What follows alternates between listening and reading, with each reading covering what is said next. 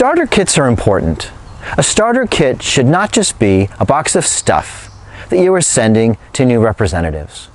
What you put in them, how much you charge for them, and how they look, and when they are opened, matters. Before we discuss what should go into a starter kit and how you should charge for a kit, let's talk about strategies. You can choose to offer only one starter kit or provide choices by offering optional higher price kits. If you decide to offer choices, don't offer too many, because too many choices make it difficult for people to make a choice. We suggest a maximum of 3 or 4 starter kit options. In 23 states, business opportunities are strictly regulated. To avoid being subject to business opportunity regulations, price your least expensive starter kit below the lowest threshold dollar amount for states, which is $200. Also be sure to be mindful of the states which include required payments over one's first 6 months as subject to this threshold. The price of your least expensive starter kit plus all required payments for the first 6 months should total less than $200. The primary purpose of a starter kit is to get your representatives off to a good start. Starter kits usually include training materials, sales aids, and product samples. Think about what your representatives absolutely need to have to be successful, and be sure to include these items in your basic starter kit.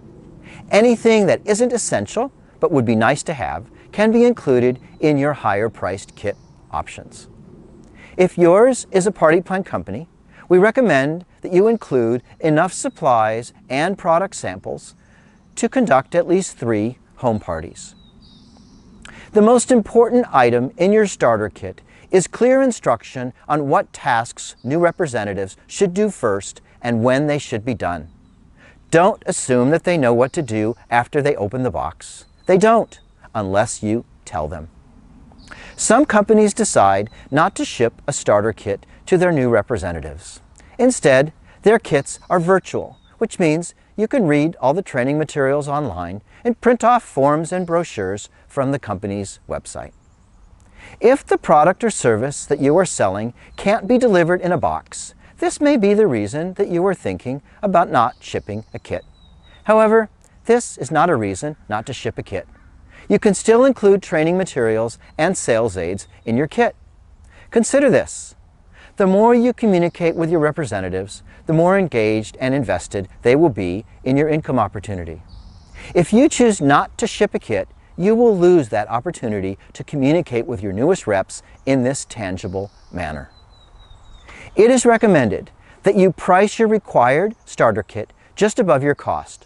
This will be important if you choose to join the Direct Selling Association, as their code of ethics for all member companies includes a provision that starter kits are sold at cost.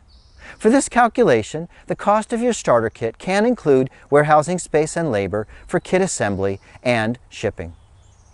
Set the prices of your required starter kit with consideration for the appropriate barrier to entry for your income opportunity.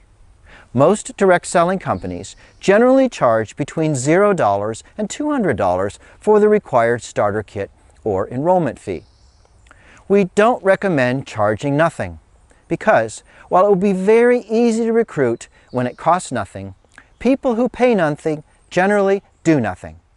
It's important to have some skin in the game. Treat your starter kits with the same level of care as your primary products. We say starter kits are your secondary products. Product development applies to starter kits too.